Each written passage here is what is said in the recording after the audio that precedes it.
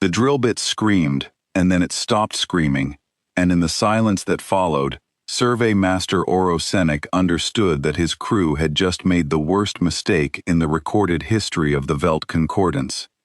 He was watching the wrong screen when it happened. He had been watching the depth gauge, the one that counted how far the boring head had eaten into the crust of the dead world below, and the number had just rolled past 19 kilometers when the screaming cut off. A drill did not simply go quiet. A drill that went quiet had either finished its job or broken its teeth on something harder than the rock around it. Oro had spent 410 cycles of his life pulling minerals out of dead planets, and in all that time, he had never heard a boring head stop the way this one stopped, all at once, as if a hand had closed around it. "Report," he said. Nobody reported. That was the second thing that told him something was wrong. His drilling deck held 9 technicians, and on a normal shift, they would be shouting over each other, blaming each other, demanding new tooling. Now they were all looking at the same screen, the seismic display, and not one of them was breathing in a way Oro could hear. He turned to look at the seismic display himself, and he stopped breathing too. The dead world they were mining was called Catalog Object 9 Theta Reld, and it had earned that boring name honestly.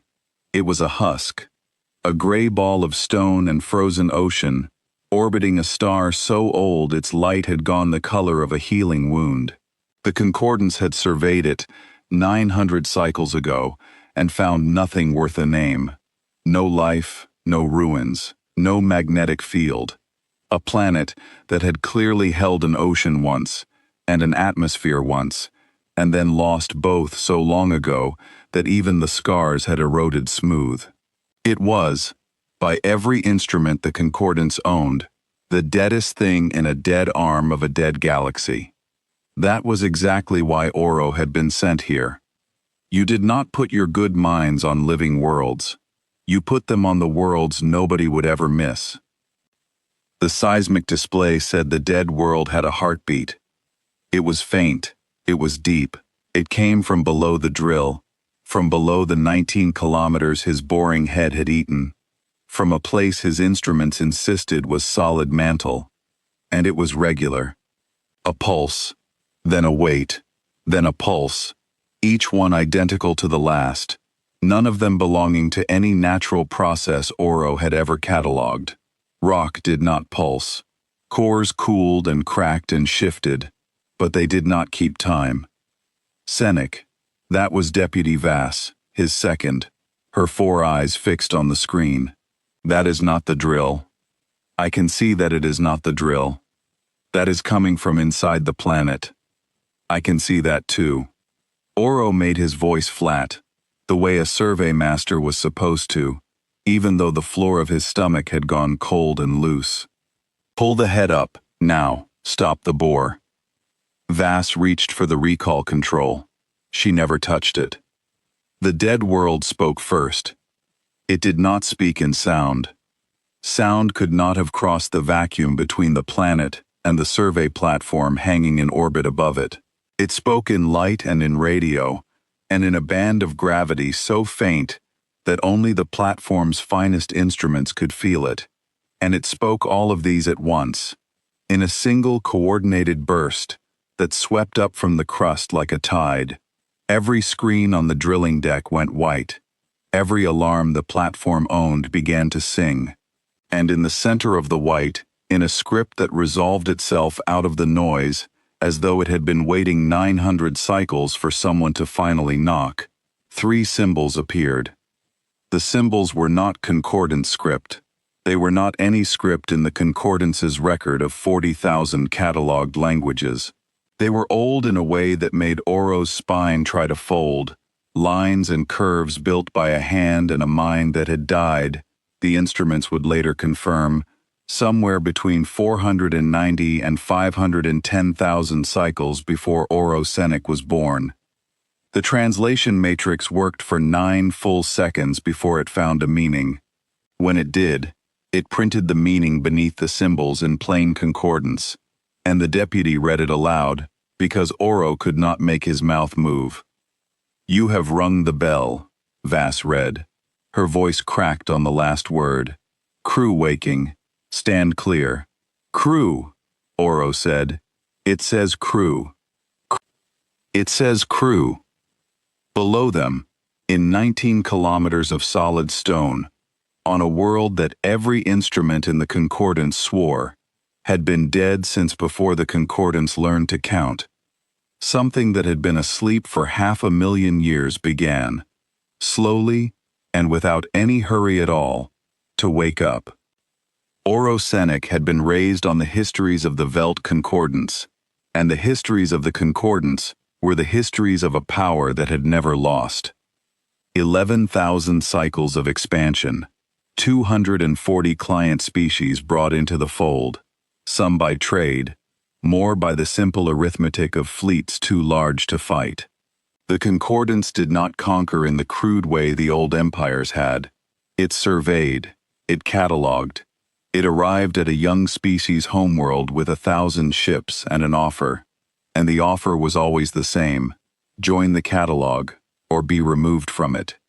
In 11,000 cycles, only a handful of species had ever chosen removal, and the Concordance had obliged every one of them, and then it had written their names down in the Great Record so that they would not be entirely forgotten.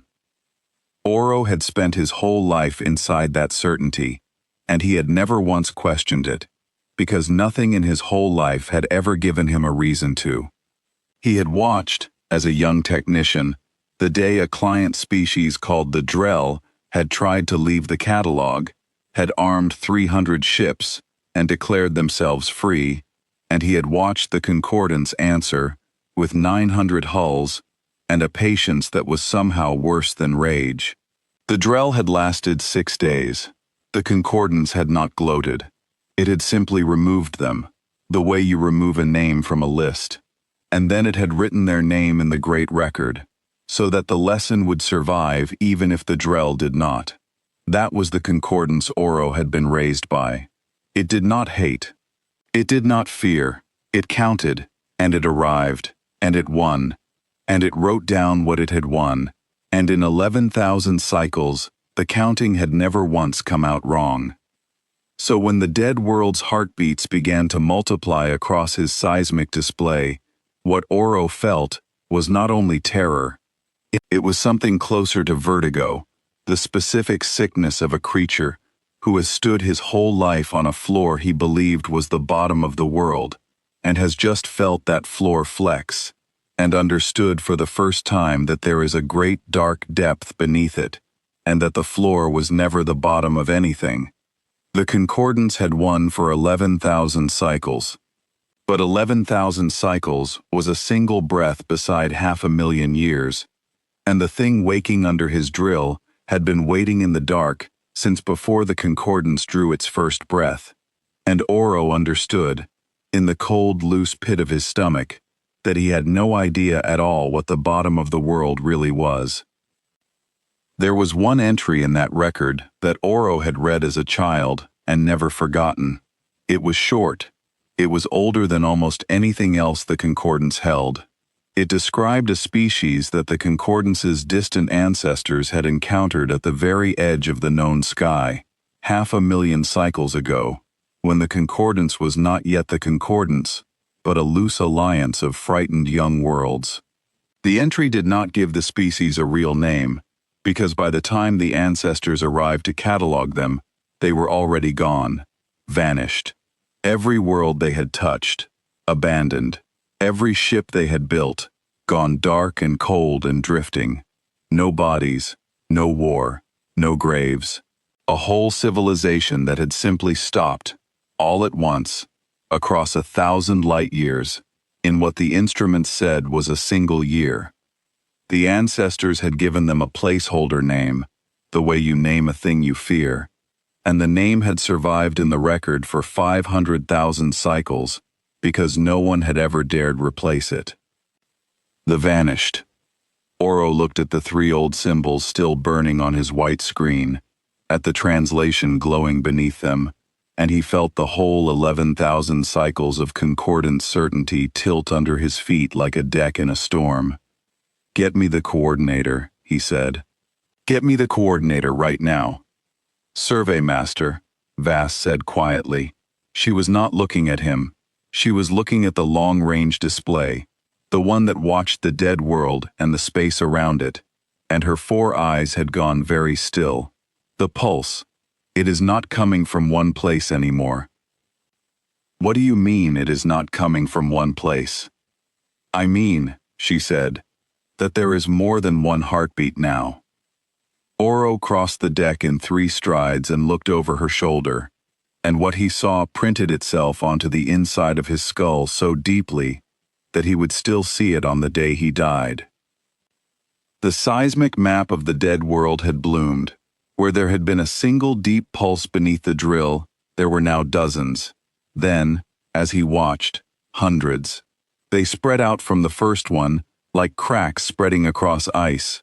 Each one a new heartbeat, each one identical, each one keeping the same patient time, and they did not stop spreading. They followed the curve of the planet. They wrapped around the far side of it, into the dark, into places no drill had ever touched. The dead world was not hiding one thing. It was hiding a fleet. Coordinator Hesse Brunn arrived in orbit 11 hours later, aboard the enforcement cruiser Measured Reply, and she arrived in a foul temper, because she had been pulled away from a perfectly orderly annexation 3 systems over to come and look at a rock. Oro met her in the survey platform's command ring. He had not slept. He had spent the 11 hours watching the dead world's heartbeats multiply, and then, abruptly, stop multiplying, settling at last into a number his instruments could finally count. There were 496 of them. 496 deep, patient pulses, arranged beneath the crust of catalog object 9 Theta Reld, in a pattern too regular to be anything but deliberate, too vast to be anything but a fleet, and too quiet, now, to tell him anything more. In the 11 hours of waiting, the survey crew had begun, quietly, to come apart. Oro had watched it happen the way a survey master watches a hull lose pressure, slowly, through 100 small seams. 2 of the drilling technicians had asked to be sealed in their quarters and would not come out. The platform's medic, a careful soul named Pell, who had never panicked at anything in 30 cycles of service, had started checking the seismic display every few minutes, not because his duties required it, but because he could not stop himself, the way a tongue cannot stop returning to a broken tooth. They had all of them grown up on the same histories Oro had, and they all of them knew the word that the old symbols had not quite spelled out, and the word sat in the recycled air of the platform like a held breath. Oro had done the only thing a survey master could do, which was to give them work. He had ordered a full instrument sweep of the dead world, every band, every depth, and he had pretended that the data mattered, and in pretending, he had discovered that it did.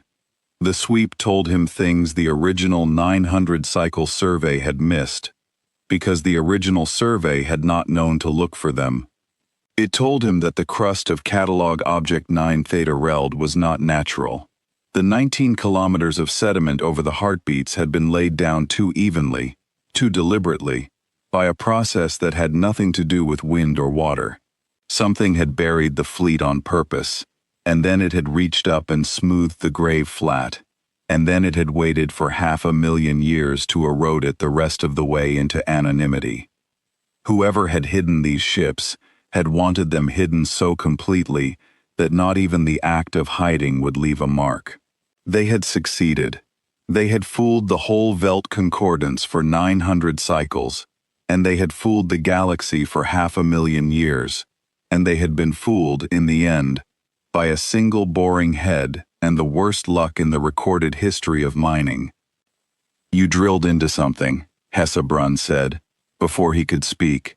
She was a tall, narrow person of the ruling caste, gray-skinned, with the kind of stillness that came from having ordered the removal of more than one species in her career and not lost any sleep over it. You drilled into something old and you woke it, and now you want me to tell you it is harmless so you can go back to your mine. No, Coordinator, Oro said. I want you to tell me what it is. Because I think it is the vanished. He had expected her to laugh at him. Instead, she went very still, in the way the deputy had gone still, and for a moment, the narrow gray contempt drained out of her face and left something underneath it that Oro had not expected to find in a coordinator. He recognized it because he had been feeling it himself for 11 hours. It was fear. Show me, she said. He showed her. He showed her the 3 old symbols and the translation. He showed her the heartbeats, all 496 of them, blooming across the seismic map. He pulled the placeholder name out of the great record and laid the ancient entry beside his own readings, the language match, the age match, the impossible silence of a thing that had been sleeping under stone since before the concordance could count. Coordinator Hessa Brun read all of it, and when she was done she stood very still in the command ring for a long time, looking down at the gray husk of the dead world through the viewing wall. 500,000 years, she said at last. Do you understand what that number means, Survey Master? My species was not my species 500,000 years ago. We were small things in the mud of a world that no longer exists. The concordance was not even a dream. The stars themselves have moved, and this fleet was already here, already buried, already asleep. She turned to him. What did they make it of, that it could sleep that long and wake when you knocked? I do not know. Neither do I. That is the problem. She straightened. Wake the fleet. Oro stared at her. Coordinator? You heard me. You have already half woken it. A thing half awake is more dangerous than a thing fully awake, because you do not know what it will do. So we will wake it the rest of the way, on our terms, with the measured reply between us and the planet, and 40 more ships on the way. We will make contact. We will catalog it. And if it is what you fear it is, we will learn how it was killed, because something killed it, Survey Master. Something made a whole species vanish in a single year, and whatever did that is a weapon the concordance does not have. I intend to have it. It was, Oro would think later, the single most arrogant sentence he had ever heard a living thing speak. He would also think that it was, in its way, magnificent, because it was the concordance distilled down to its hard gray core. 11,000 cycles of never losing had taught Hessa Brun that the universe was a thing to be catalogued and owned, and she could no more conceive of standing in front of something larger than herself than a fish could conceive of drowning in air. So they woke the fleet. They did it the way the old symbols had taught them, more or less. Oro's drill had rung the bell by accident. A vibration of exactly the wrong frequency carried into the crust through 19 kilometers of stone. Now the measured reply rang it on purpose, broadcasting the same frequency down through the planet in a long, deliberate pulse, a knock with intent behind it. And the dead world answered. It answered with light. All across the gray husk, in 496 places at once, the crust cracked. Not violently, not in the way a volcano cracked, or a quake split a continent. It cracked the way a seed coat cracks, along seams that had clearly been built to crack. Seams that no survey had ever found, because they had been buried under 19 kilometers of patient sediment, laid down across 500,000 years. From each seam rose a column of pale blue light, thin as a needle at first, then wider, and in the light something moved upward through the stone, as though the stone had become water. The first ship broke the surface of the dead world like a swimmer breaking the surface of a sea. It was not large.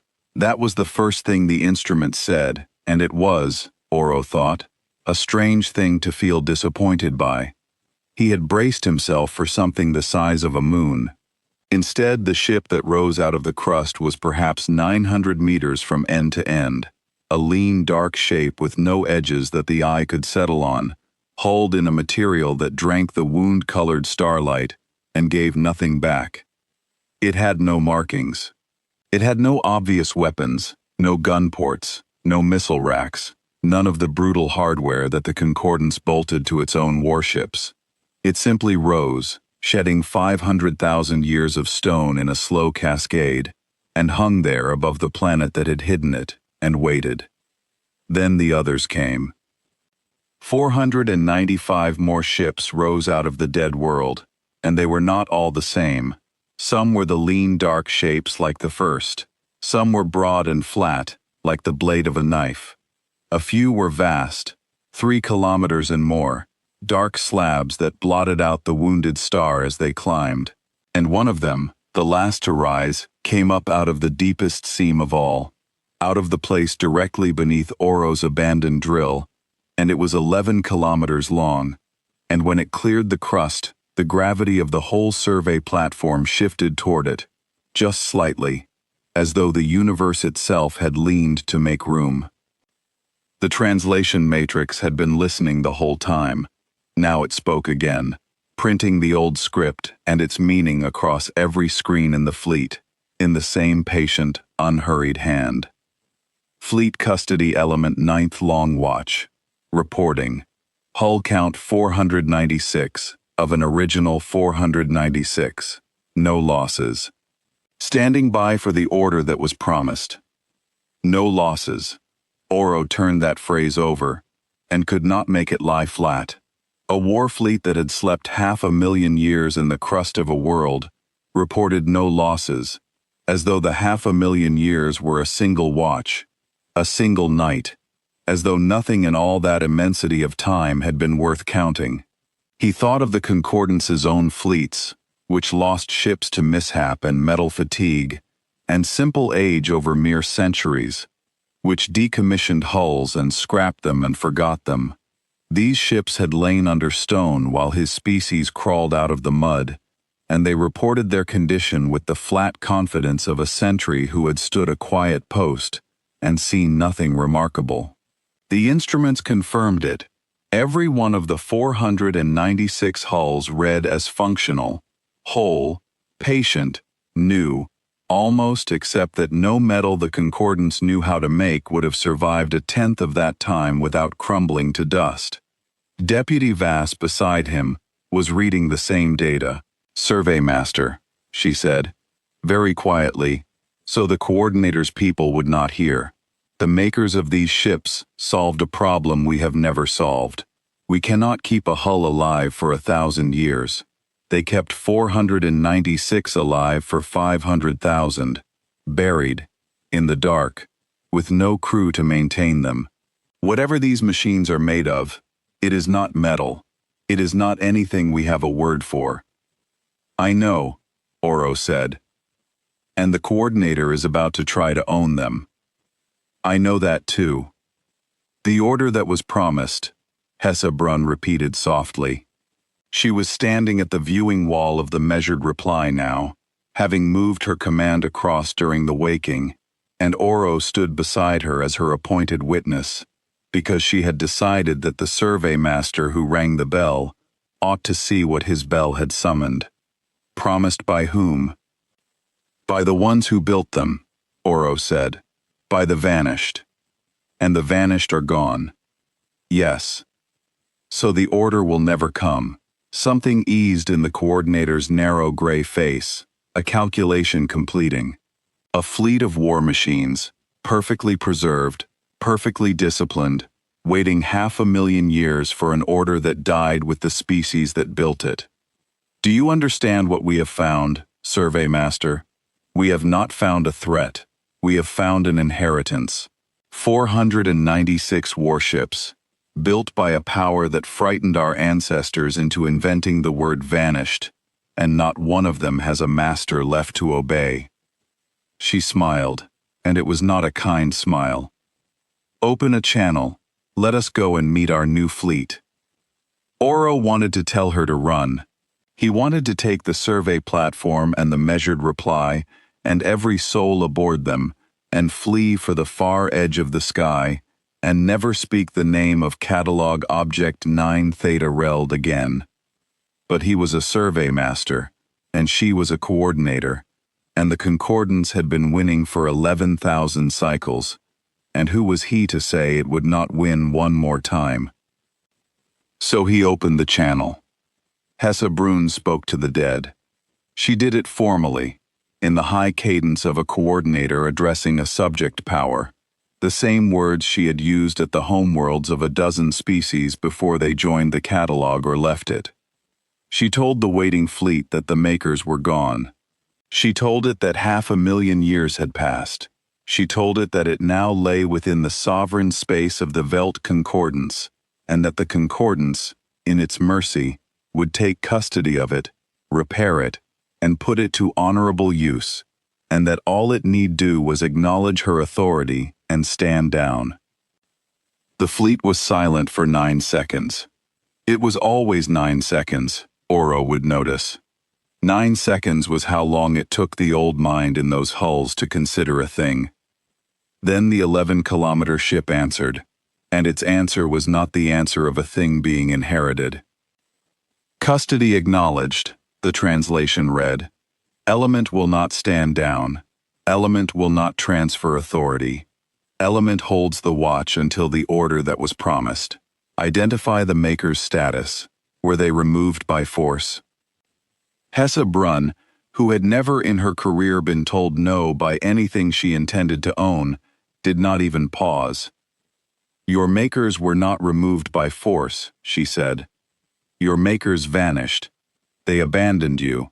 They left you in the dirt of a dead world, and they did not look back, and they have been gone so long that the very stars have moved. There is no order coming. There never was. You belong to the Concordance now, by right of finding, and you will obey. The 9 seconds passed. Clarify, the fleet said. Define vanished. Gone, said the coordinator. Extinct, dead. Erased so completely that all that survived of them was a word our ancestors invented to describe their absence. Your makers failed, machine.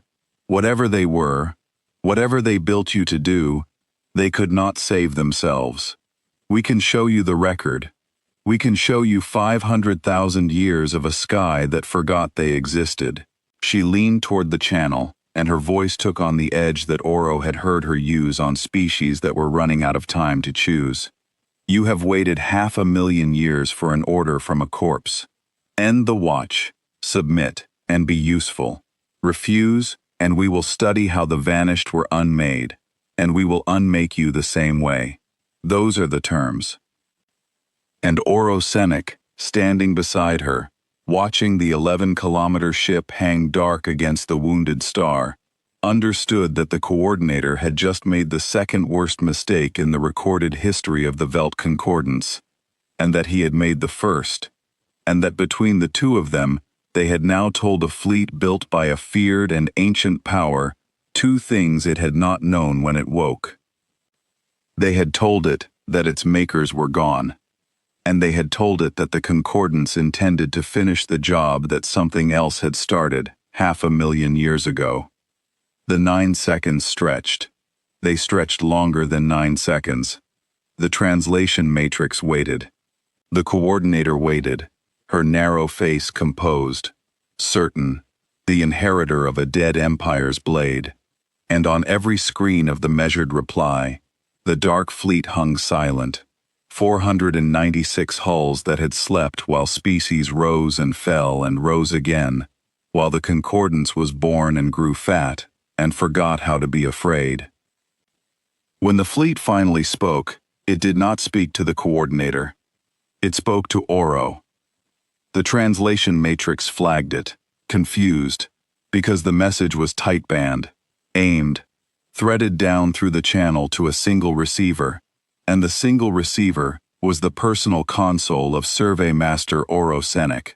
He read it alone, in the second before the coordinator could see it, and the words went into him like cold water down the spine. "Bell ringer," the fleet said. "You did not mean to wake us. We know the difference between a hand that knocks by accident and a voice that threatens. The voice has just told us that our makers were unmade. It has told us this as a threat, believing the makers are gone and cannot answer. Bell ringer, we will now do the one thing we were built to do, and you should not be standing where you are standing when we do it. You rang the bell. We do not destroy the hand that rings the bell. Move your platform. You have 90 seconds. Oro looked up from the console.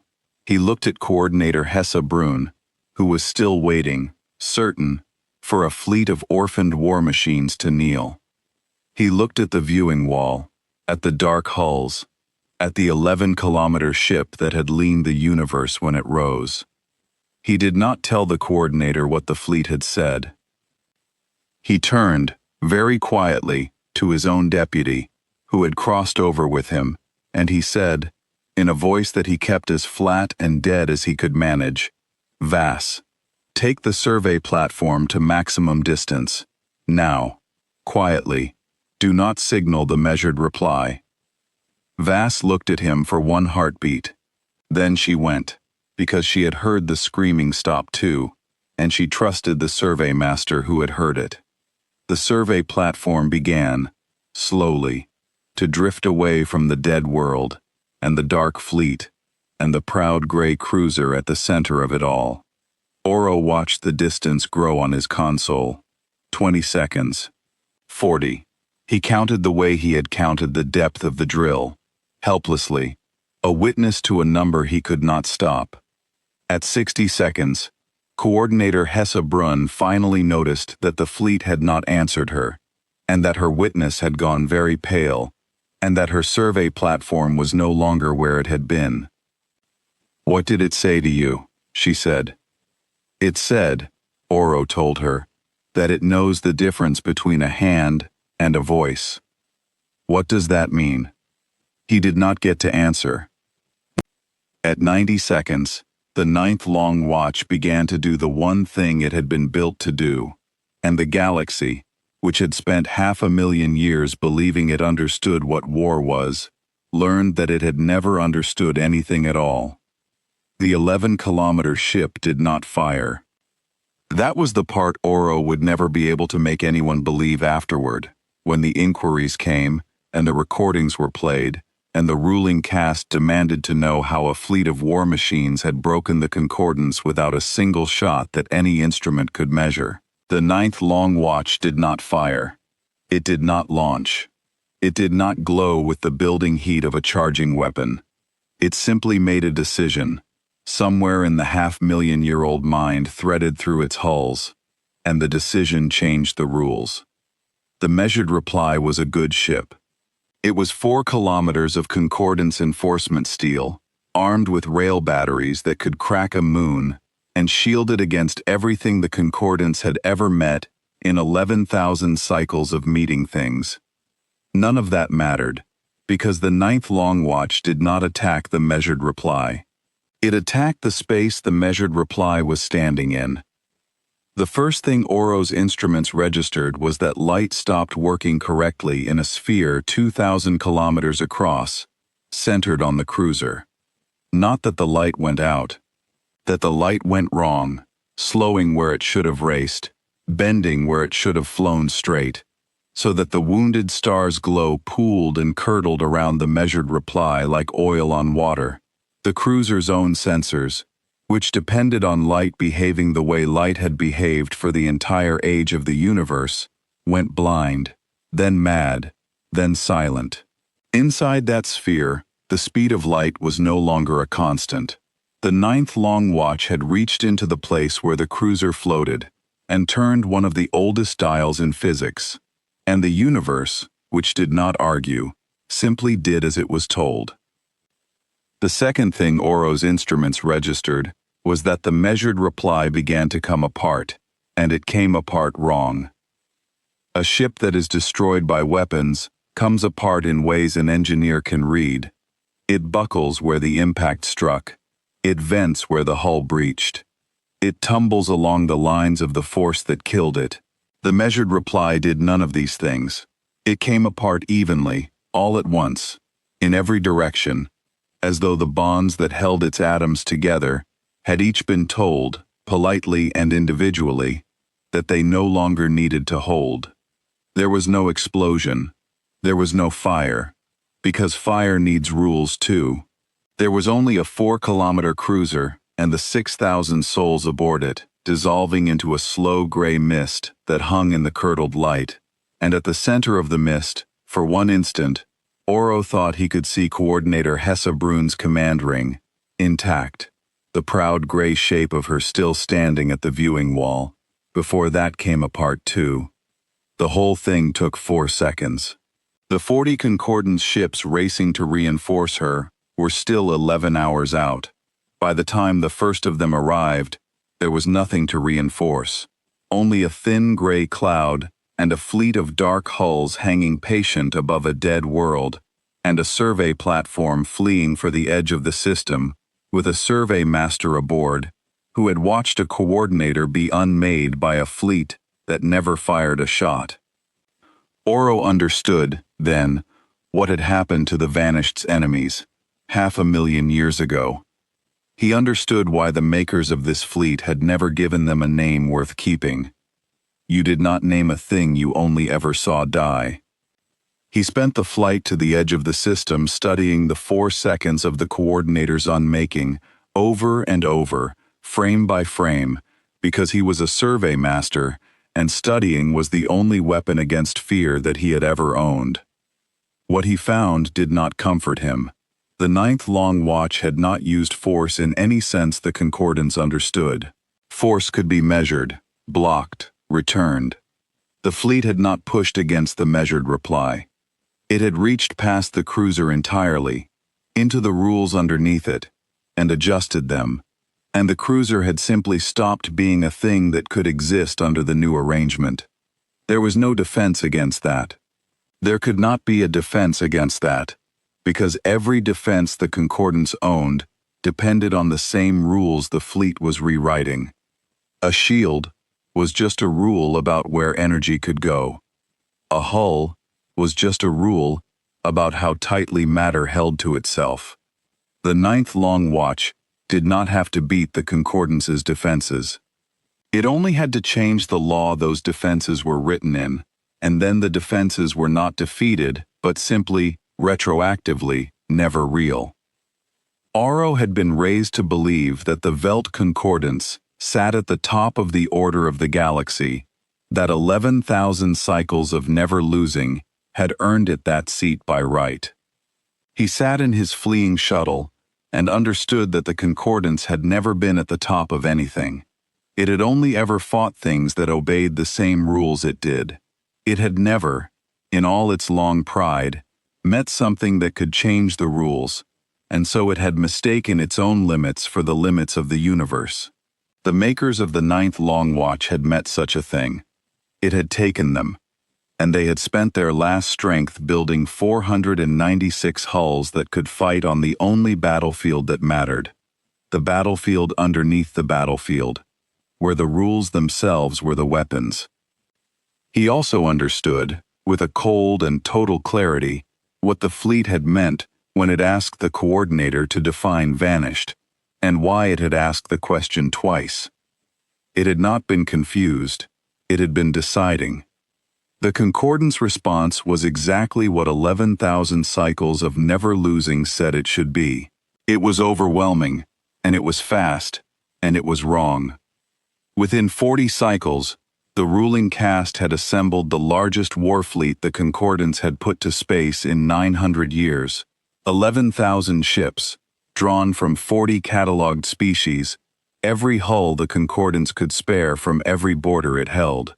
They called it the Reclamation, because the ruling caste could not bring itself to call it anything that admitted fear, and they sent it to catalog object 9-Theta Reld, to do what the Concordance had always done to things that would not join the catalog. They sent it to remove the 9th Long Watch from existence and study what was left. Oro had tried to stop it. In the 40 cycles between the coordinator's death and the sailing of the Reclamation, he had stood before the ruling caste's assembly, a survey master summoned above his station, and he had told them everything he knew. He had described the gray mist. He had described the 4 seconds, the rules adjusted, the cruiser unmade without a shot. He had told them that the fleet had spared the survey platform deliberately, that it had spoken to him and asked him to move clear, that it had drawn a careful line between a hand that knocked and a voice that threatened. He had begged them, in the careful flat language of a survey master who knows he is outranked by everyone in the room, to send not a war fleet, but an envoy. To approach the 9th Long Watch the way you approach a thing larger than yourself, with open hands and an honest question. The assembly had listened, and then it had done what 11,000 cycles of never losing had trained it to do. It had decided that Oro Senek was a frightened miner who had let a clever machine talk him into cowardice.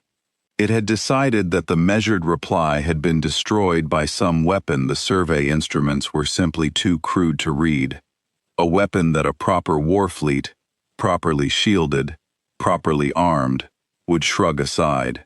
It had decided, above all, that the concordance could not be seen to flinch, because a power that flinches once is asked to flinch forever, and the catalog held 240 client species who were watching to see whether the concordance was still the thing they had agreed to obey. So it had built the Reclamation, and it had named Oro a witness, and it had sent him along to see his cowardice corrected. Oro Senek went with them. He did not want to. He was ordered to, because he was the only living thing that the fleet had ever spoken to directly, the bell ringer, the hand the war machines had chosen to spare, and the ruling caste in its wisdom had decided that this made him an asset rather than a warning. He stood on the command deck of the flagship Unbroken Ledger, 11,000 ships arrayed behind it, across half a light second of space, and he watched the 9th Long Watch hang silent and dark above its dead world, 496 against 11,000, and he felt no hope at all. The admiral of the Reclamation was a broad, scarred officer named Tovo Kar of the warrior caste, who had spent his life winning the kind of battles the Concordance won, and had never once been on the wrong side of the arithmetic. He did not believe in the gray mist. He believed in numbers, and his number was 11,000, and the fleet's number was 496. And to Tovo Kar, that was not a battle, but a foregone conclusion, wearing the costume of a battle. "You spoke to it," he said to Oro, not turning from the viewing wall. "Survey Master, you spoke to the machine. What is it?" "It is a custodian," Oro said. "It calls itself a fleet custody element. It was built to hold a watch and wait for an order. We woke it, and we told it the order would never come, and we told it that the ones who built it were gone. And it killed a coordinator for it." "It killed a coordinator," Oro said carefully, "because the coordinator threatened to finish what had killed its makers. I do not think it was angry, Admiral. I do not think these machines feel anger. I think it made a decision, the same way it decided to spare me, and the decision was that the concordance is now a thing that intends to unmake the vanished, and so the concordance must be answered. The vanished are already unmade. They have been gone 500,000 years. Yes, Oro looked at the Dark Fleet. I keep telling people that. The fleet does not seem to find it as comforting as we do. Tovo Kar almost smiled. It is one fleet, Survey Master. 496 hulls. However clever, we are 11,000. There is no trick of physics that defeats arithmetic forever. Watch. He gave the order, and the Reclamation began to do the thing the Concordance had done 11,000 times before. It closed. What happened next would be argued over for the rest of the Concordance's history, in the years it had left, and the arguments would never agree, because the instruments that recorded it could not agree with each other, because the Ninth Long Watch fought in a place where instruments were no longer reliable witnesses. But Orosenic was there, and he watched it with his own 4 eyes, and this is what he saw. He saw the 11,000 ships of the Reclamation advance in perfect order, rail batteries charging, a wall of concordant steel half a light second wide. He saw the Ninth Long Watch decline to move. He saw the first 10,000 kilometers close, and the first salvo fire, 11,000 ships unloading every weapon they carried into 496 hulls, a volume of force that should have boiled the dead world's crust to glass. And he saw the force arrive at the Ninth Long Watch and simply not be there anymore. Not deflected, not absorbed, gone, the way the screaming had gone from the drill, all at once, as though the salvo had crossed some line in space beyond which the rules that made a salvo dangerous had quietly stopped applying. 11,000 ships fired into the Dark Fleet, and the Dark Fleet hung exactly where it had been, untouched, patient, while the energy of the salvo dispersed into something that the instruments could only describe, helplessly, as warmth.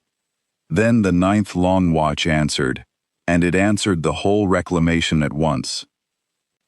Oro had braced himself for the gray mist, for 11,000 ships dissolving into slow cloud the way the measured reply had dissolved. That was not what the fleet did.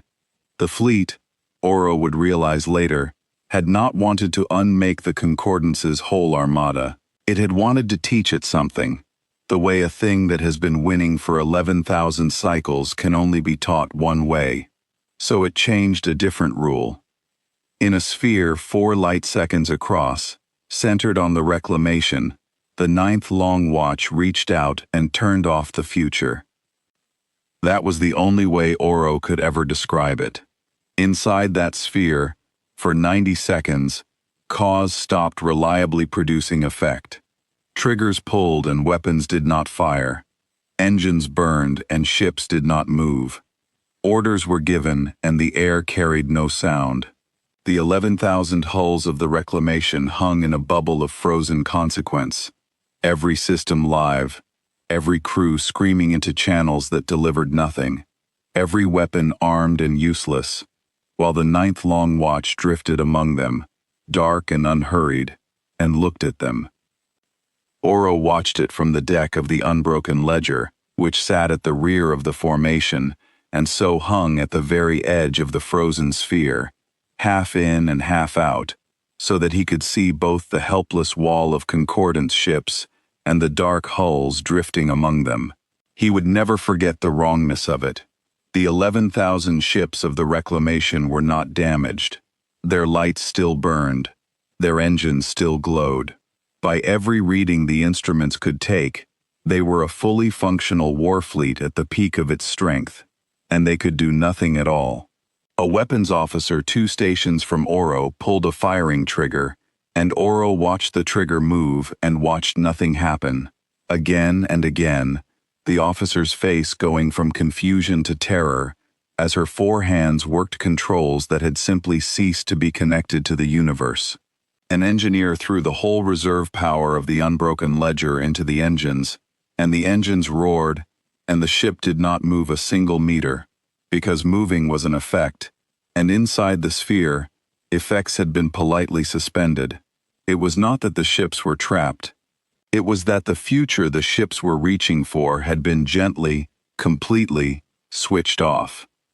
And through this frozen wall of helpless steel, the Ninth Long Watch drifted. 496 dark hulls, unhurried, threading between 11,000 frozen ships, the way a careful hand moves through a room of sleeping children. The 11-kilometer ship passed within a few hundred meters of the unbroken ledger, close enough that Oro could have reached out and touched it through the viewing wall if the wall had not been there, and it did not so much as brush the flagship. It looked at them. That was all.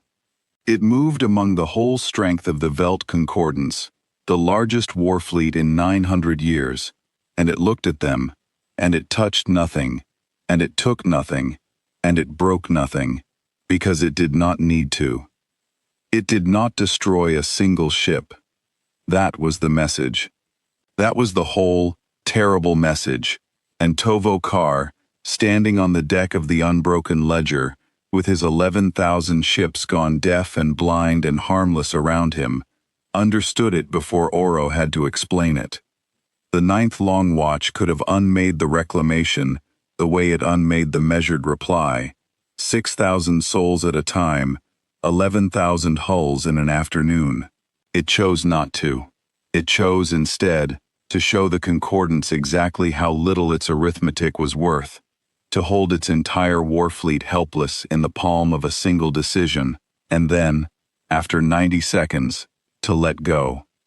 The future came back. Weapons that had been triggered fired, harmlessly, into empty space.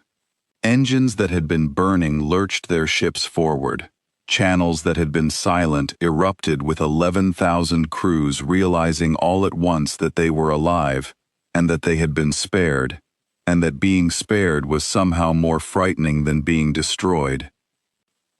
And into the chaos, the ninth long watch sent one message, broadcast wide, in the patient old hand, to every hull of the reclamation, and to the survey master it had chosen to spare. You have shown us your strength.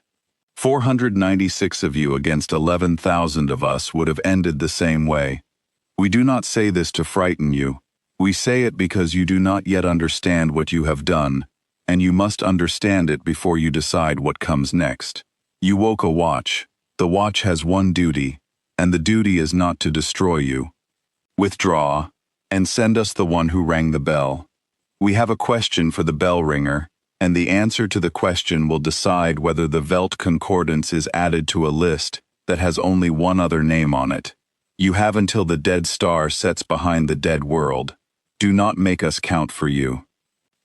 Tovo Kar, Admiral of the Reclamation, Master of 11,000 ships, turned slowly from the viewing wall to look at Survey Master Oro Senik. It wants you, he said. Yes, Oro said. What is the question? I do not know, Admiral.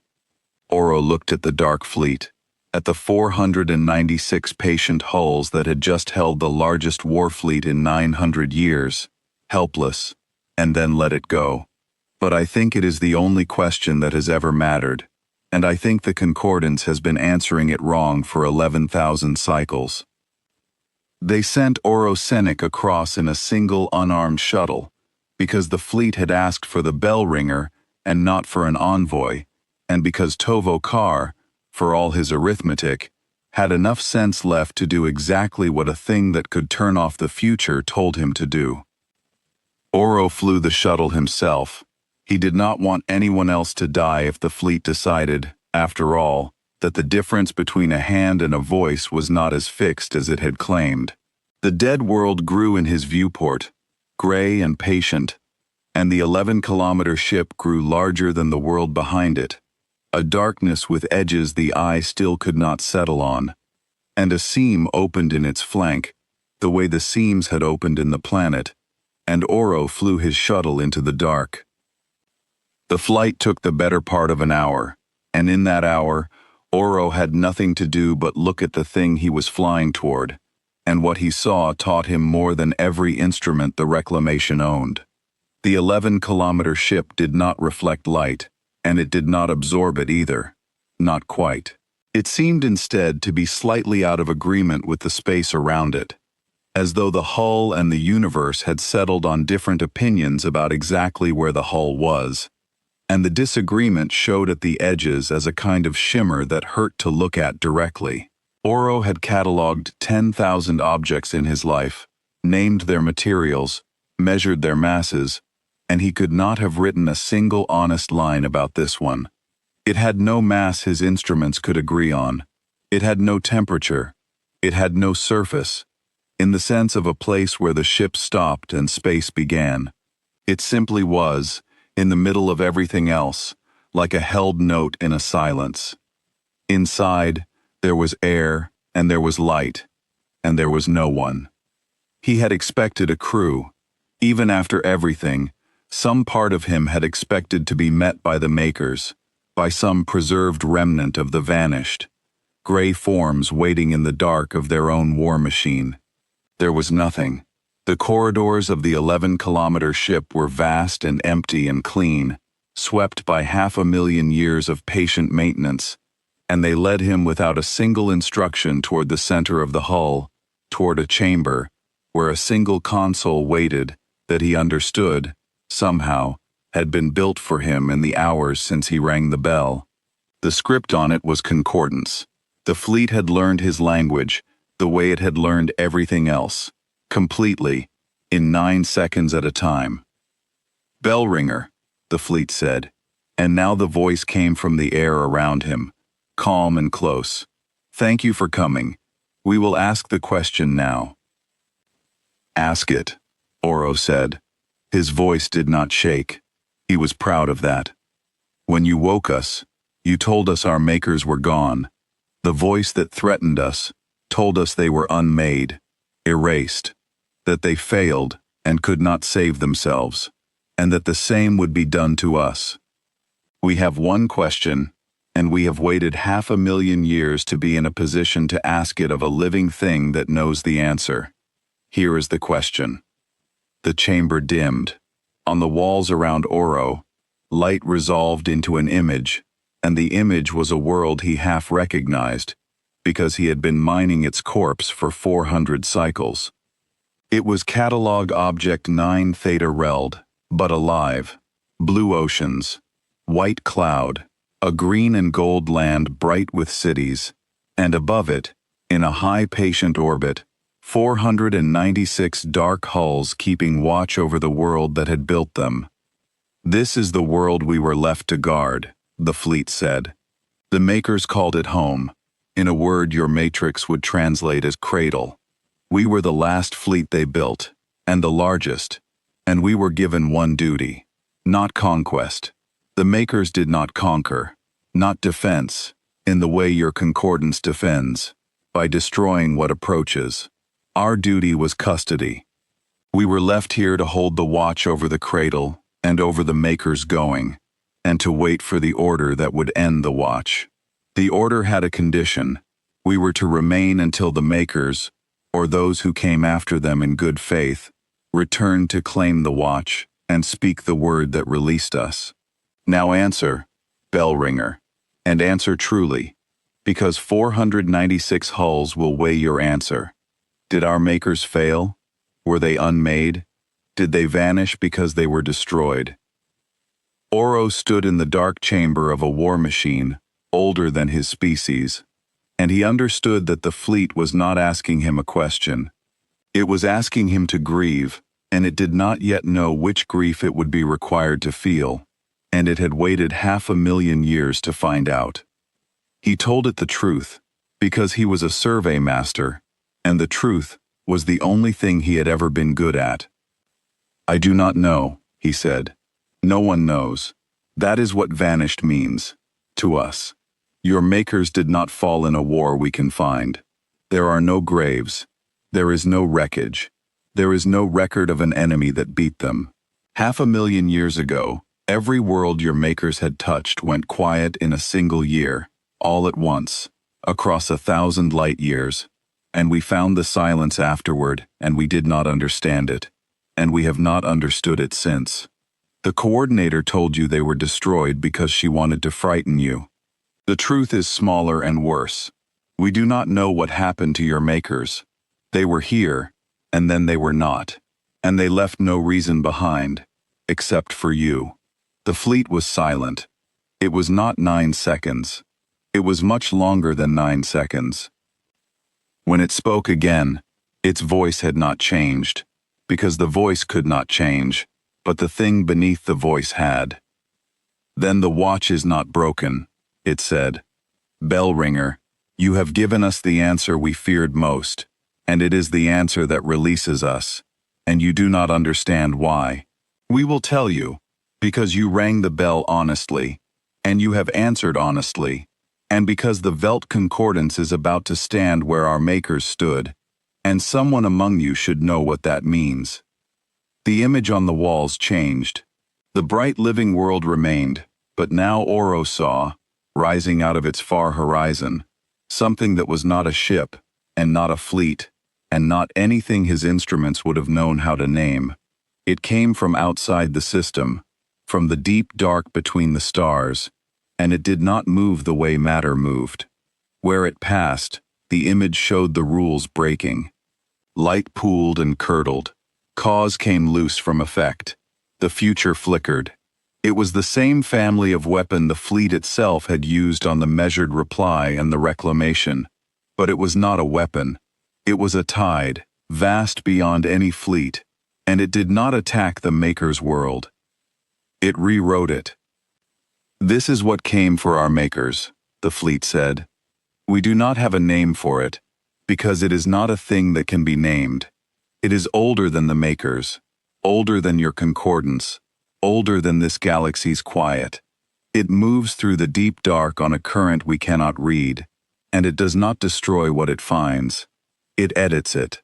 Where it passes, the rules that hold a world together are rewritten until the world is no longer the world, until the living are no longer living, until a civilization that stood for 100,000 years becomes a smooth gray silence that leaves no graves. Because under the new rules, graves were never made. Your ancestors found the silence and named it vanished. They were closer to the truth than they knew. Our makers were not killed, they were unwritten. Oro looked at the tide rewriting the bright world, and he thought of the gray mist that had been Coordinator Hessa Brun, and the bubble of frozen future that had held 11,000 ships, and he understood that the fleet had not been showing the Concordance its strength. It had been showing the Concordance a sample, a taste, scaled down to something a young species could survive, of the thing that had taken the makers. You fight it, Oro said. That is what you are.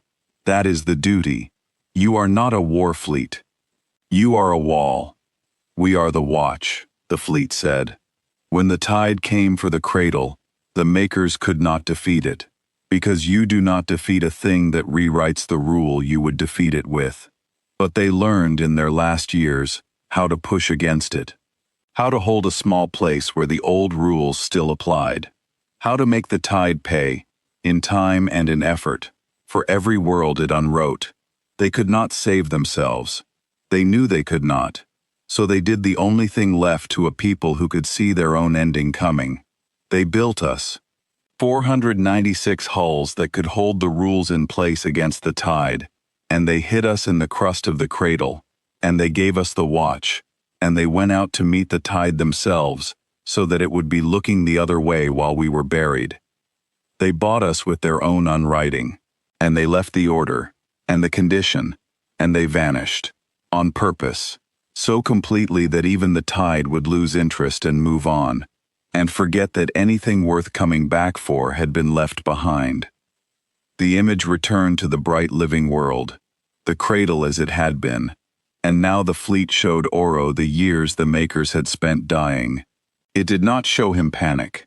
That was the thing that stayed with him longest, in all the cycles afterward.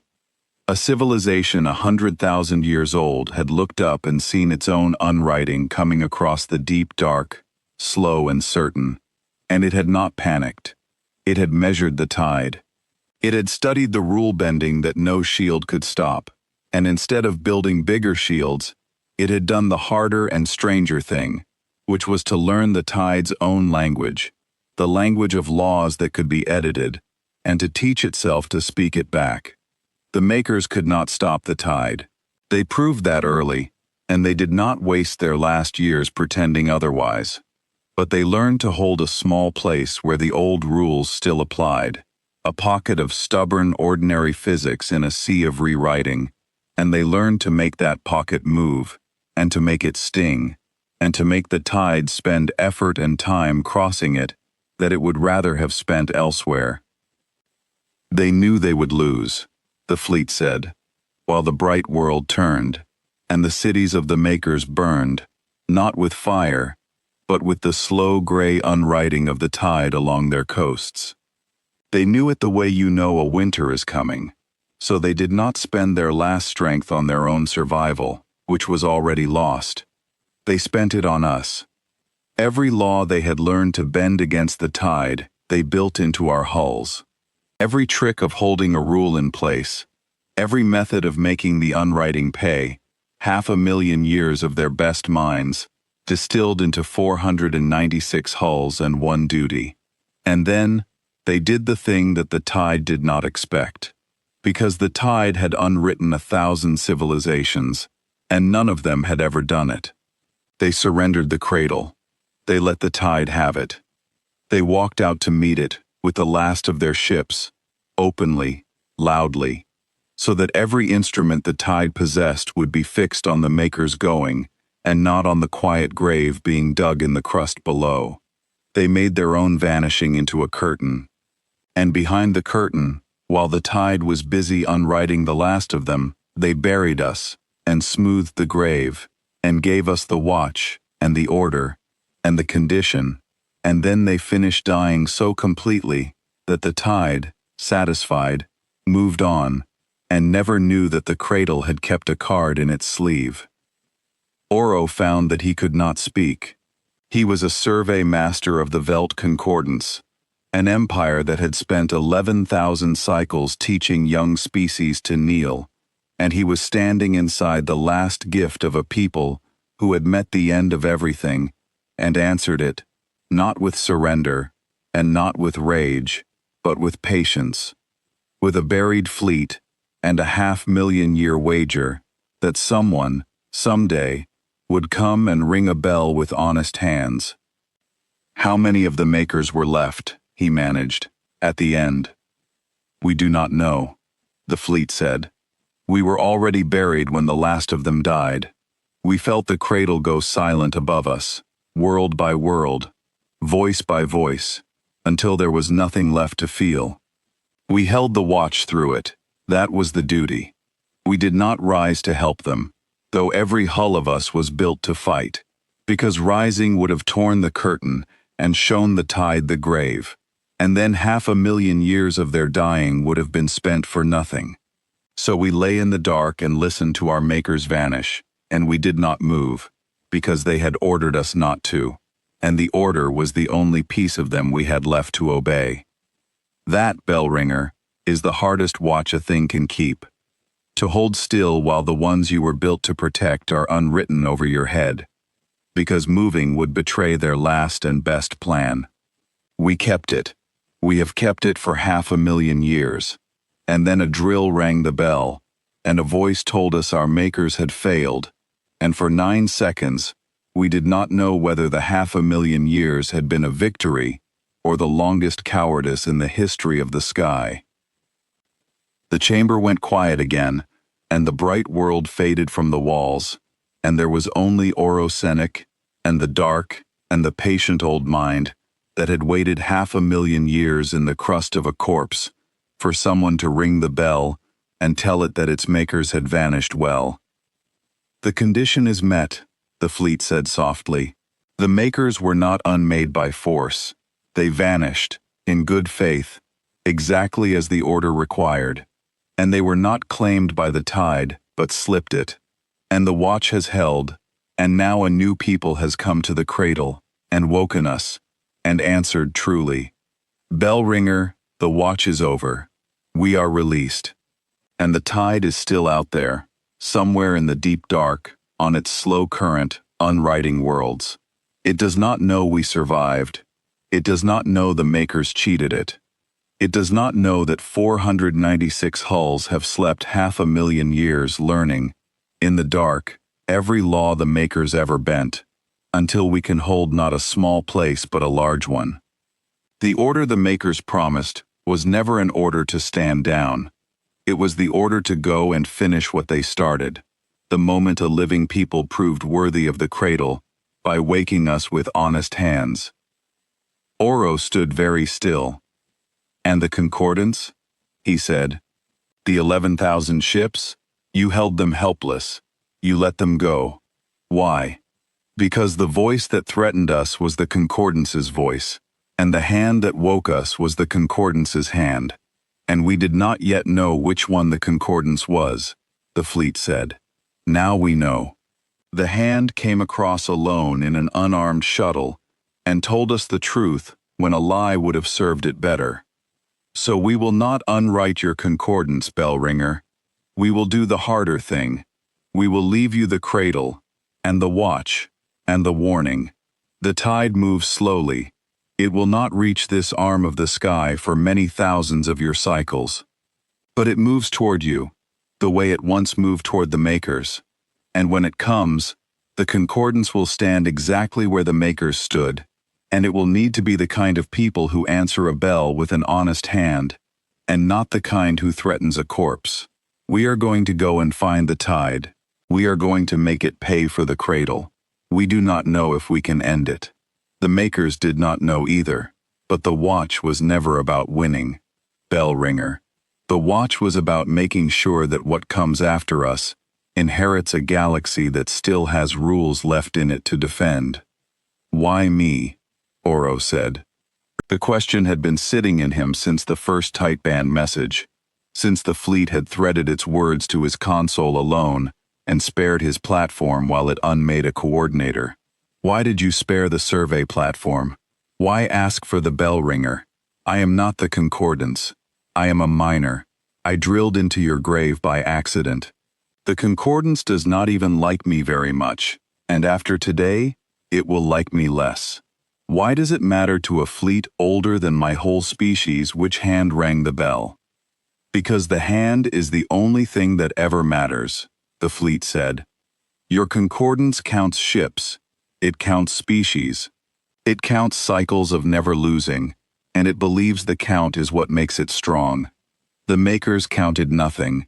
The makers knew, at the end, that no count would save them, that you cannot outnumber a thing that rewrites the rule of number itself. So they did not leave the watch to a count. They left it to a condition. They left it to be woken by a hand, and they trusted that the kind of people who would one day wake them honestly would be the kind of people worth handing the watch to, and the kind who would wake them with a lie or a threat would be the kind to refuse. It is a small test. It is the only test that has ever told the truth about anything. The coordinator failed it the moment she opened her mouth. You passed it the moment you read our message, and quietly moved your platform clear, instead of warning her, because you understood, without being told, that some warnings are not ours to give, and some hands are not ours to save. You have been passing it ever since, bell ringer. You flew here alone. You told us the truth about our makers, when a lie would have frightened us into leaving you the fleet you all wanted. A creature that tells the truth to a thing that could unmake him, when the lie is right there and easy, is the only kind of creature worth leaving a galaxy to. Oro stood in the dark a long moment. The concordance will not be like me, he said. Not all of it, not most of it. The ruling caste that sent the reclamation will not become honest because you held them helpless and let them go. You are leaving the watch to a people who tried to own you, and threaten you, and unmake you twice over. We do not deserve it. No, the fleet agreed. You do not. Neither did the makers, when their own makers, long before them, left them a watch they had not earned. Deserving is not the point, bell ringer. The point is the chance. We are not leaving the concordance the watch because the concordance is worthy. We are leaving it the watch because someone must hold this arm of the sky, and because a people that does not deserve the watch today might, with the right hand teaching it, deserve the watch on the day the tide comes. The makers gambled 500,000 years on a hand they would never meet. We are gambling thousands more on a concordance we do not trust. That is what the watch is. It is faith handed forward to people who have not earned it, in the hope that the handing will help them earn it before it is too late. You will be the first hand. Teach them. Keep the bell.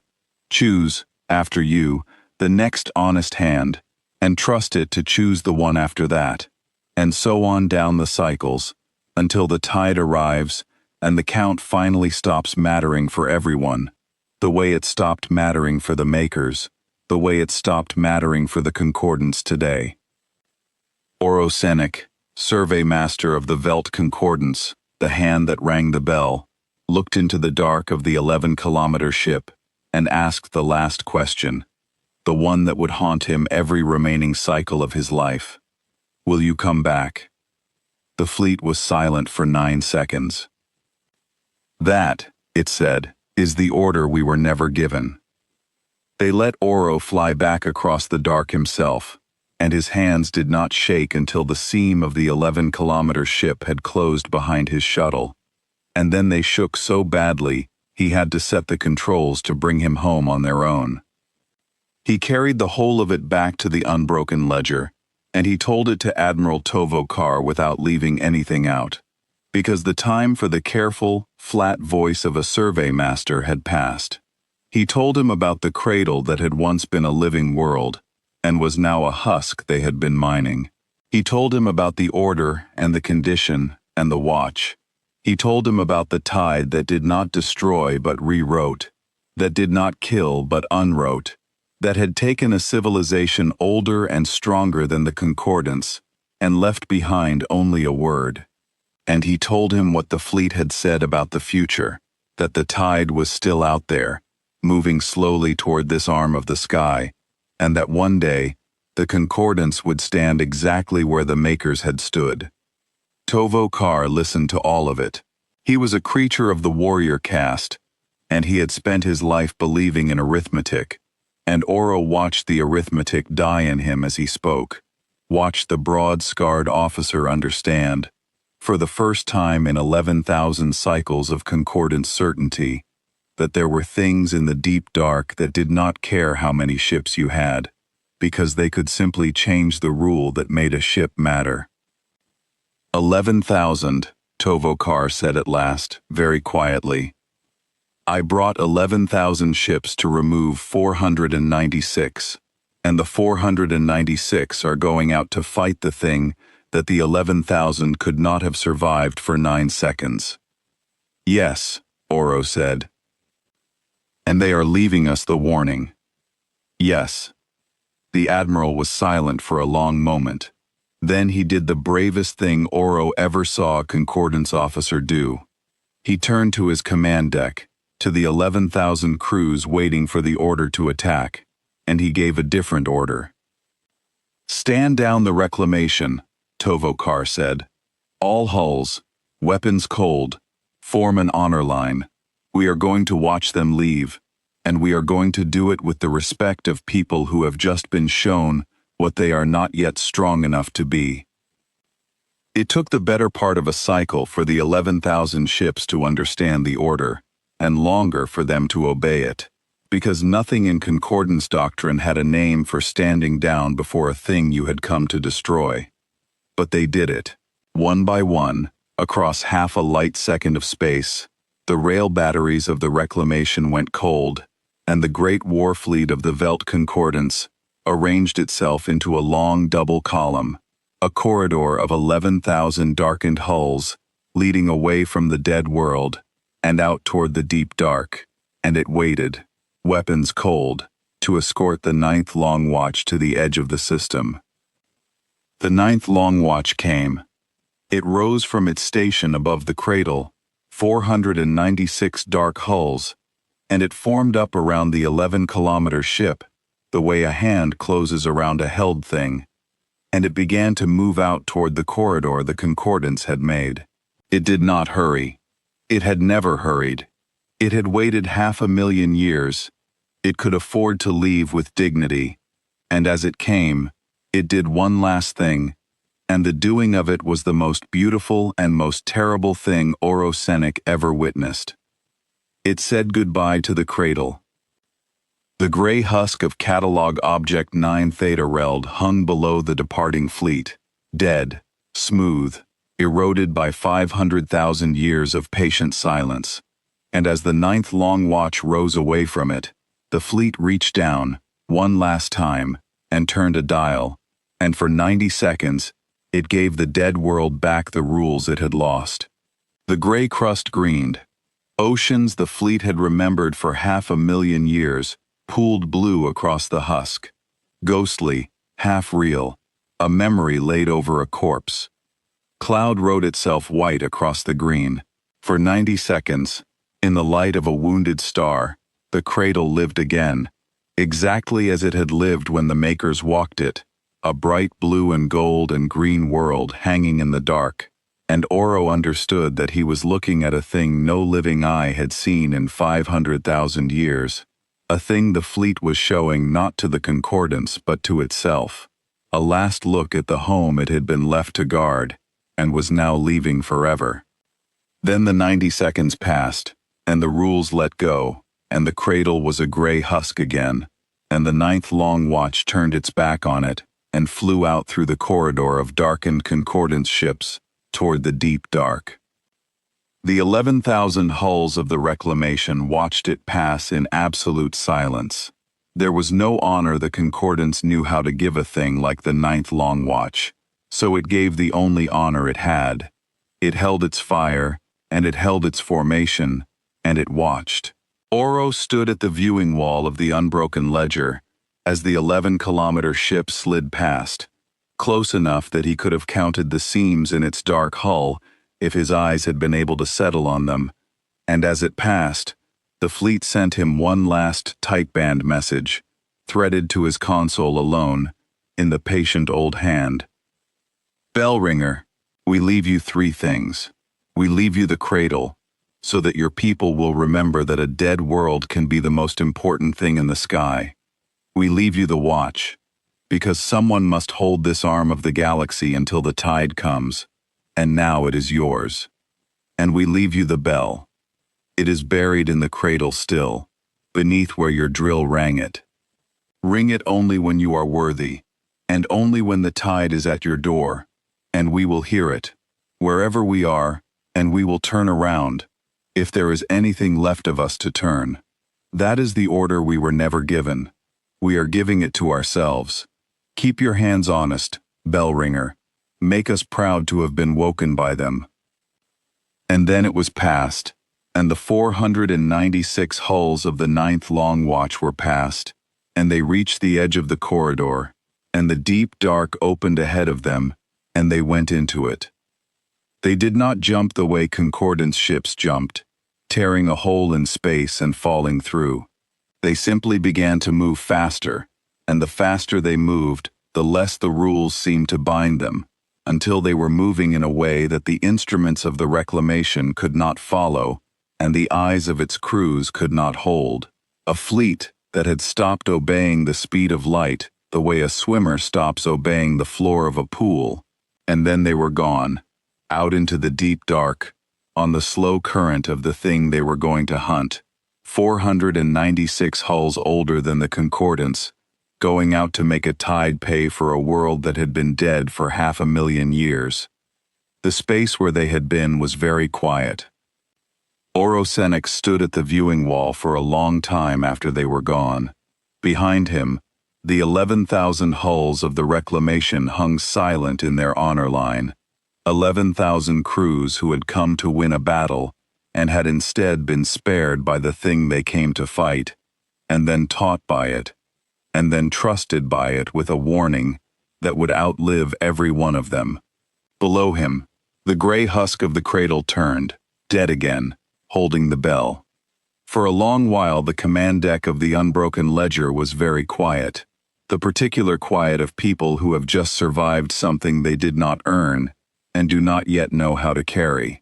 Oro had seen crews after battles before.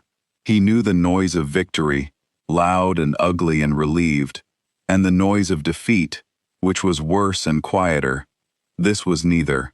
The crews of the Reclamation had not won, and they had not lost. They had been measured by something 500,000 years older than the Concordance, and found, against every expectation, worth sparing, and there was no word in the Concordance's long, proud language for what a creature feels when that happens to it. Oro watched a young weapons officer at a nearby station reach out, slowly, and shut down her cold rail battery, and rest her hand on the panel for a moment, and he understood that she was saying a kind of thanks to a thing that had held her future in its palm and chosen to hand it back. He thought about the 4 seconds it had taken to unmake Coordinator Hesse Brunn and the 90 seconds it had taken to hold 11,000 ships helpless, and he understood the difference between them now in a way he had not before. The Coordinator had threatened to finish the Tide's work, to unmake the Makers a second time, and so the fleet had shown her, on her own scale, exactly what unmaking was. The reclamation had only come in arrogance and ignorance, and so the fleet had shown it, on its scale, exactly how small that arrogance was, and then it had let the ignorance go free to become something better. The 9th Long Watch had been precise about everything. It had been precise about who to spare and who to teach and who to grieve. 500,000 years in the dark had not made it cruel or mad or blind. It had made it patient, and patience, Oro was beginning to understand, was the rarest and most dangerous thing in the sky, far more dangerous than any weapon, because a patient thing could afford to be exactly as merciful as it chose, and no more. Tovokar came to stand beside him. "They left us a duty we did not ask for," the Admiral said. "Yes," Oro said. "And a tide we cannot fight. Not yet. Not yet." Tovokar looked down at the dead world. "How long, Survey Master? Before the tide comes?" The fleet did not give a number. Many thousands of cycles, it said. Long enough that no one alive will see it. Long enough that the Concordance will have forgotten this day, the way we forgot the Makers, unless we make very sure that we do not. Oro turned from the viewing wall. "Admiral, when the inquiries come, and they will come, the ruling caste is going to want to call this a defeat. They are going to want to say that the Concordance lost a coordinator and a cruiser and was made to stand down by a fleet of war machines, and they are going to want to bury this world deeper than it was buried before and forget the bell. We cannot let them. If we forget the warning, then when the tide comes, the Concordance will stand where the Makers stood, with no fleet buried in any crust, and no watch held, and no one who knows how to keep their hands honest. The Makers spent themselves to leave their children a wall. We do not get to throw it away because it embarrassed us." Tovokar looked at him for a long moment, and then he did the second bravest thing Oro ever saw a Concordance officer do. "Then we will not call it a defeat," he said. "We will call it the day the Concordance learned what it is for. 11,000 cycles we have been cataloging the galaxy and calling it strength. The 9th Long Watch held us helpless and let us go, and the only thing it asked of us in return was that we be worthy of the watch it left behind. That is not a defeat, Survey Master. That is the first time anyone has ever told the Concordance the truth about what is coming, and lived to make us hear it." He straightened, the old warrior cast iron coming back into him, turned now toward something better than arithmetic. "I will spend the rest of my career making sure that the ruling caste does not bury this. And you, Survey Master, are going to spend the rest of yours guarding that dead world, because you are the only living thing the Maker's fleet ever trusted, and I would not give the bell to anyone else." So that is what they did. The inquiries came, as Oro had known they would, and the ruling caste raged, as he had known it would, because 11,000 cycles of never losing does not give up its pride easily. There were those who wanted to call the whole thing a defeat and bury the cradle and forget. There were those who wanted to chase the 9th Long Watch into the deep dark and try to take it, or study it, or own it, the way the Coordinator had wanted to own it, and they were reminded, gently, of the gray mist that had been the Coordinator, and they fell silent. And in the end, because Tovokar was a hero of the warrior caste, and Oro Senek was the only living witness the fleet had trusted, The concordance did the thing that no power in its 11,000 cycles had ever done before. It admitted that it was not the largest thing in the dark. They built a station above the cradle, not a mine. The mining stopped forever. No drill ever again touched the world that held the bell. They built a watch station, small and quiet, and they gave it to Orosenic, and he spent the rest of his cycles there. An old survey master grown into an old keeper, teaching each new crew the story of the day the bell was rung, and the fleet woke, and the truth was told. They renamed the world, because Catalog Object 9 Theta Reld was no longer a name that fit. They called it the Cradle, with a capital that the old catalogers would have found absurd. And they wrote a new entry in the Great Record, and for the first time in 500,000 years, they put a real name beside the word vanished, because Oro insisted, because the makers had earned it, and the name he chose was a concordance word that meant the ones who held the door. He never told anyone where exactly the bell was buried. The fleet had told him to ring it only when the concordance was worthy and the tide was at the door, and Orosenic did not trust the ruling caste, or any caste, or himself, to know for certain when those two conditions were both true.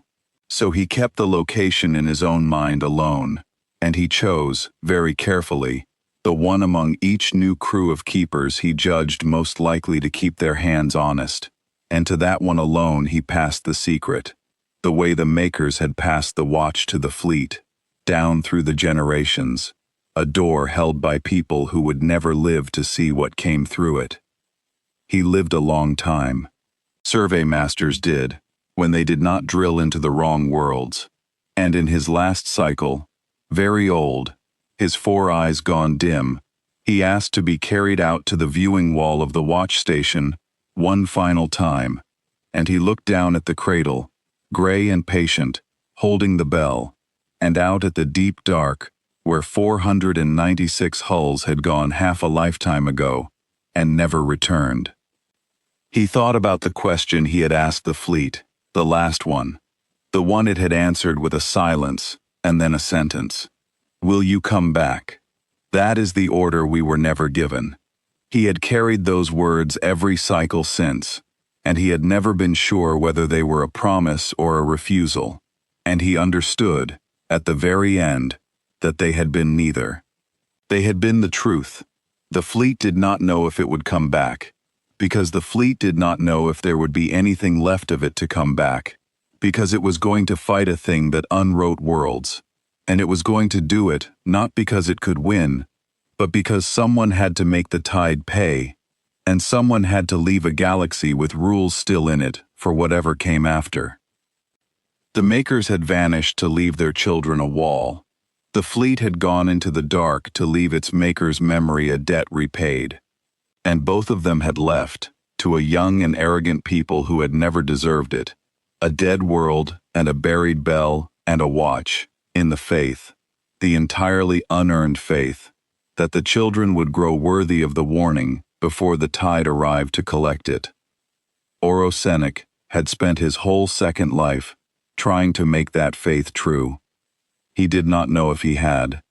No one would know for thousands of cycles yet, long after he was dust, when the tide finally came on its slow current to this arm of the sky, and found out whether the concordance had become the kind of people who answer a bell with an honest hand, or the kind who threaten a corpse. He would not be there to see it. None of them would. That was the nature of the watch. You held a door for children you would never meet, against a thing you might never face, and you did it anyway, because the makers had done it for you, and the fleet had done it after them, and somewhere out in the deep dark 496 hulls were still doing it now, or had been doing it, or had been unwritten doing it, and there was no way to know which, and it did not matter, because the watch was never about knowing. The old keeper looked out at the dark a while longer. Then he asked to be brought the youngest of the new crew, a quick-eyed junior catalographer whose hands he had been watching for 100 cycles, and he sent everyone else away, and he told her where the bell was buried. Ring it only when we are worthy, he said, and only when the tide is at the door. They will hear it. They will turn around. If there is anything left of them to turn. That is the order they gave themselves. Now, it is yours to keep, the way it was mine, the way it was the fleet's, the way it was the maker's. Keep your hands honest. Do you understand? I understand, Keeper, the young one said. No, Oro said, and he almost smiled, because he had said the same words to his own keeper 100 cycles ago, and meant them just as little. But you will. 500,000 years they waited under the stone for someone to wake them honestly. We can wait too. That is the whole of it. That is the watch. We wait, and we stay worthy, and we do not ring the bell until it is time, and we trust that when it is time, somewhere out in the dark, the watch will still be keeping faith with us. He died not long after, the last living thing the Maker's fleet had ever trusted, an old survey master who had drilled into a dead world by accident and given the galaxy back its future by telling the truth. They buried him on the cradle, the only soul the Concordance ever buried there, in the green ghost of a world that lived for 90 seconds once, and would live again, perhaps, if the watch was kept and the tide was beaten, and the Maker's children grew worthy of the door that had been held for them. And out in the deep dark, on a slow current toward an arm of the sky that did not yet know it was in danger, the tide moved, patient and ancient, and certain that it had unwritten the last of anything that could stand against it. It was wrong. Somewhere ahead of it, or behind it, or alongside it on the same dark current, 496 hulls older than empires were keeping a watch that had no end, and an order that had no author, holding the rules of the universe in place against a thing that rewrote them, paying for a dead world one law at a time, and waiting, as they had always waited, as they had been built to wait, for a bell that would one day ring from a small gray world 500,000 years from anywhere, rung at last by an honest hand. When it rings, they will hear it, and they will turn around.